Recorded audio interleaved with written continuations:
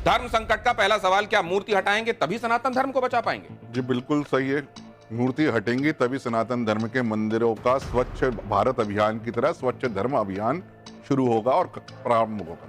तो आप कह रहे हैं सफाई हो रही है, सफाई हो रही है। अच्छा चलिए, दूसरा सवाल क्या है धर्म संकट में? साईं बाबा का जो विरोध कर रहे हैं, जो चाहते हैं कि मूर्तियां मंदिरों में ना रहें सनातन के, क्या साईं के अपमान में ही सनातन का सम्मान है? अपने धर्म का सम्मान कर रहे हैं हम, दूसरे का अपमान नहीं कर रहे। लेकिन उन्हीं लोगों ने जो धर्म को मानने वाले हैं, उन्हीं ने तो वहां पर मूर्तियां बिठाई ना। 1995 से पहले शनि और साईं की मूर्तियां इस देश में कितनी थी आप गणना कर लीजिए, और आज कितनी है वो कर लीजिए। मैं वो नहीं 20 साल में 20 साल में ये मैं कह रहा हूं, समस्या बढ़ी। मैं कह रहा हूं कि बांग्लादेश से या पाकिस्तान से आके लोगों ने तो नहीं बिठा दी ना मूर्तियां।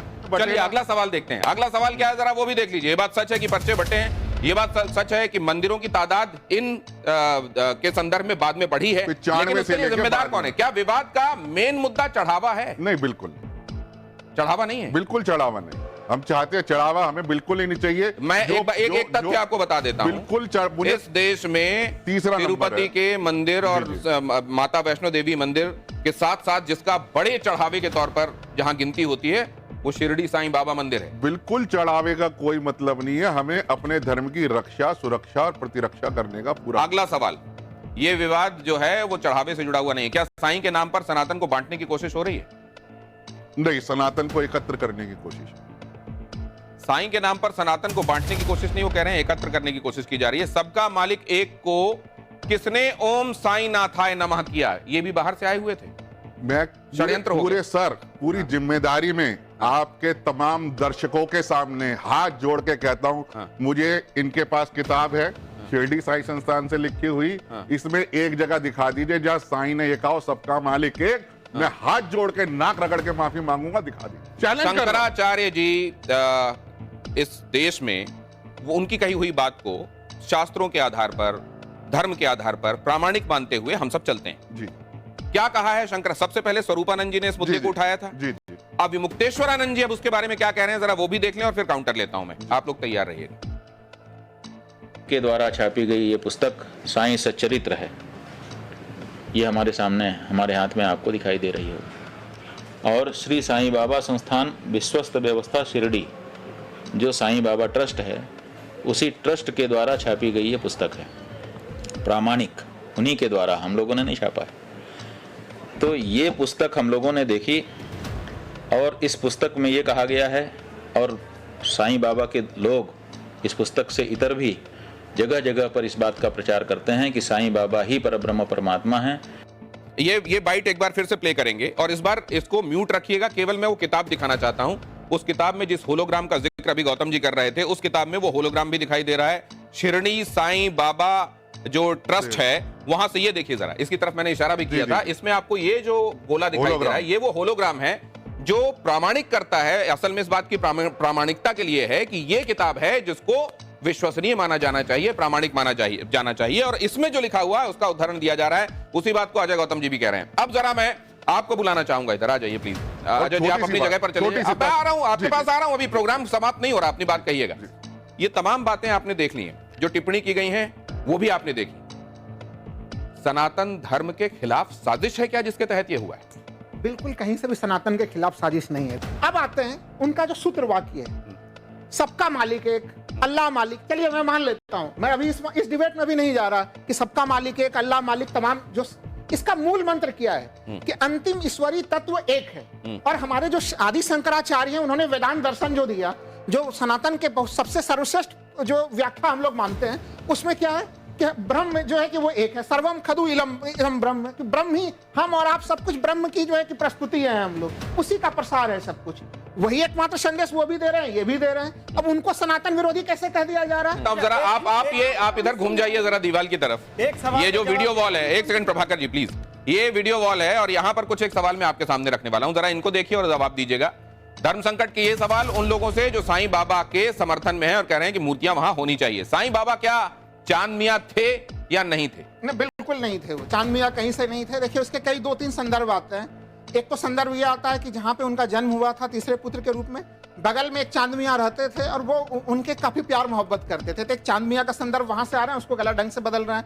दूसरा है कि एक दूसरे चांद मियां साहब तो उनका घोड़ा खो गया था, उन्होंने आवाज, चांद पाटिल, हाँ सही कह रहे हैं, और उनका घोड़ा खो गया था, वो उन्होंने आवाज लगाई, वो घोड़ा मिल गया उनको। बस इसलिए तो ये आप कह रहे हैं चांद मियां नहीं थे? बिल्कुल नहीं, नहीं थे। चलिए अगला सवाल, वो चांद मियां थे ही नहीं, ये कॉन्सेप्ट कहां से आ गया वो भी उन्होंने बताया। सनातन धर्म में क्या देवताओं की कमी है क्या कि हमको और तलाशने पड़ते हैं? 33 करोड़ हमको कम पड़ जाते हैं और चाहिए, वहां भी जाना है, वहां भी जाना है, वहां भी जाना है। हम डिफोकस्ड लोग हैं क्या? नहीं, बिल्कुल डिफोकस्ड नहीं है, हमें नहीं लग रहा कि देवताओं की कमी है। अगला सवाल देखिए, साईं बाबा की समाधि की जगह मजार क्यों है?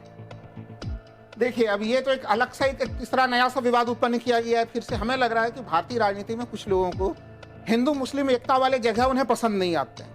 साईं बाबा उन्हीं रूपों में है जिनको कि देखिए, जो राहुल जी एक सेकंड, ये बात आज समाज में चर्चा हो रही है। कुछ लोगों ने कहा कि हिंदू मुस्लिम एकता वाली जगहें पसंद नहीं आती, तो इसमें बहुत सारे लोगों का ये कहना है कि किस मस्जिद में आपने आज तक किसी गणेश जी की प्रतिमा देखी है, या कहीं पर आपको महात्मा गांधी ही चलिए दिख गए हों, या आपको कहीं पर गुरु के तौर पर, या आपको कहीं पर साईं बाबा किसी मस्जिद में दिख गए हों? कोई ऐसी जगह हो एकता वाली तो बताइए। नहीं, मैं तो इनको तो वो लोग भी भगवान के रूप में ही स्वीकार कर रहे हैं। नहीं, वो जो लोग कह रहे हैं कि क्या एकता के संदर्भ में शास्त्र के विरुद्ध जाकर काम करने का जो जिम्मा है वो केवल हिंदुओं के ही सिर पे आना है क्या? केवल हिंदू मंदिरों में नहीं, ही क्यों? इसका एक छोटा सा जवाब दूंगा। सबसे पहले तो ये शास्त्र विरुद्ध कहीं से भी नहीं है। मैं तो इसे शास्त्र विरुद्ध नहीं मानता। अगर शास्त्र विरुद्ध होता तो काशी में विद्वत जनों पंडितों की पूरी लंबी चौड़ी परंपरा है। कम से कम देश में कहीं भी स्थापित हो जाती इनकी प्रतिमा, काशी के मंदिरों में इन्हें जगह नहीं मिल पाता। मैं इतना तो काशी के चीजों को मैं अच्छे से जानता हूँ, आपको तो इसलिए मैं गया हूँ वहाँ, बड़ा गणेश मंदिर में जाके दर्शन किए मैंने, और परिक्रमा करते हुए पहली मूर्ति इनकी पड़ती है। और जब मैंने देखा, अभी हाल में बहुत दिन नहीं हुए हैं, जब प्रधानमंत्री वहां से कॉन्टेस्ट कर रहे थे, वो रिपोर्ट करने के लिए गया था, और मैंने देखा कि वहां पूजा अर्चना नहीं हो रही है, दिया भी नहीं जल रहा है। तो कहीं पर स्थापित ऐसी जगह कर दिया जाना जहां आदमी उहापोह में रहे, ढंग से पूजा अर्चना भी ना हो पाए, ये क्यों हुआ काशी में ऐसा? ये भी एक सवाल है। मैं वही कर रहा हूं, तो इसलिए देखिए, ये शास्त्र सम्मत तो है। कुछ लोग, क्या ऐसा हो सकता है कि कुछ लोगों ने वहां पे रख दिया हो और बाद में शास्त्र के हिसाब से इसको नहीं पाया गया हो, इसलिए पूजा नहीं हो रही हो? नहीं, देखिए, इसकी संभावना मुझे नहीं लग रही। एक छोटा सा वाक्य खाली मैं कहूंगा, मुझे तो लग रहा है कि साईं बाबा सनातन का विस्तार कर रहे हैं। अगला सवाल कहता है, सबका मालिक एक है या अल्लाह मालिक है? साईं बाबा क्या कहते थे किताबों में? आपने क्या, क्योंकि आप अध्ययन करते होंगे साईं बाबा की किताबों। देखिए, मैं तो सबसे पहले तो इन दोनों वाक्यों में मैं कोई विरोधाभास नहीं देखता, इसलिए अल्लाह मालिक और सबका मालिक एक, मैं इन दोनों वाक्यों को पर्यायवाची के रूप में देखता हूँ। सुन लीजिए ना, अरे वैसे ही पूछ रहा हूँ, आप मंदिर जाते हो, अल्लाह मालिक बोलते सनातनी हो क्या? हूँ, विस्तृत हृदय रखता हूँ। कोई अब भगवान को अल्लाह कह रहा है तो नहीं, सुन तो लीजिए, आप मेरी बातों को सुन नहीं रहे। मैं तो इसलिए ये जानकारी बढ़ा रहा हूँ। मुझे लग रहा है कि देखिए, मैंने तो जो पढ़ा है, जो भी चीज पढ़ा है, उसमें सबका मालिक एक है। लेकिन अगर अल्लाह मालिक भी कोई कह रहा है, हमें उसमें भी कोई आपत्ति नहीं है, क्योंकि उनके भक्त अगर मुस्लिम है तो वो उनको कहते होंगे अल्लाह। अगला सवाल दिखाइए, साईं बाबा क्या बोलते थे वो तो आपने देखा, और अगला ये सवाल देख लीजिए कि द्वारका माई मस्जिद से द्वारका माई मंदिर कैसे हो? उन्होंने हमेशा उसको देखिए द्वारका माई ही कहा। अब उनके जो हिंदू भक्त थे उसे मंदिर कहते थे, जो उनके मुस्लिम भक्त थे वो उसे मस्जिद कहते थे। तो दोनों प्रकार के मैं बताया कि शुरुआत से ही उनके जीवन काल में ही, और उस समय तो देखिए अभी उनको स्वतंत्रता आंदोलन का विरोधी बताया जा रहा था। एक तथ्य अभी आपसे बात करते करते ध्यान में आ गया, जो वहां पे स्वतंत्रता आंदोलन के बड़े नाम, जिन्होंने महाराष्ट्र में जो है कि गणेश पूजा को काफी विस्तृत फलक दिया, केसरी पत्रिका निकालते थे, वो भी वहां जाया करते थे। तो वो अगर ऐसा कुछ होता तो बड़े बड़े स्वतंत्रता आंदोलन के लोग कैसे जाते हैं और उनके भक्त कैसे बनते? तो इसलिए वो जो एक तथ्य रखा जा रहा है कि स्वतंत्रता आंदोलन के विरोधी थे, वो तथ्य भी पूरी तरह से गलत है। और हमें लग रहा है कि ये अच्छा, एक सवाल जो मैंने इनसे पूछा था, आपसे भी पूछना चाहता हूँ, ये मामला चढ़ावे को लेकर तो नहीं है?